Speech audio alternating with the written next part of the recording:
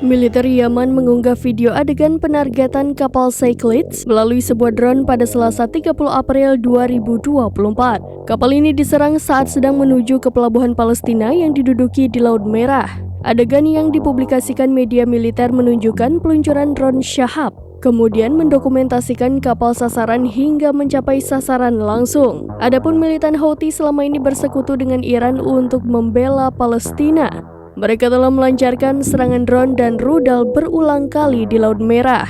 Tak hanya itu, Houthi juga menyerang kapal-kapal yang berlayar di wilayah Selat Bab al-Mandab dan Teluk Eden sejak perang pecah, sehingga banyak kapal-kapal pengirim barang yang harus mengubah rute kargo ke perjalanan yang lebih jauh ke sekitar Afrika Selatan. Hal ini memicu kekhawatiran perang Israel-Hamas bisa mengacaukan Timur Tengah. Pada bulan Maret, pemimpin kelompok tersebut mengatakan bahwa kelompok itu memperluas wilayah serangannya untuk mencegah kapal-kapal yang memiliki hubungan dengan Israel melewati Samudra Hindia menuju Tanjung Harapan. Kelompok yang berafiliasi dengan Iran juga menargetkan kapal komersial Cyclades serta 2 kapal perusak Amerika Serikat di Laut Merah.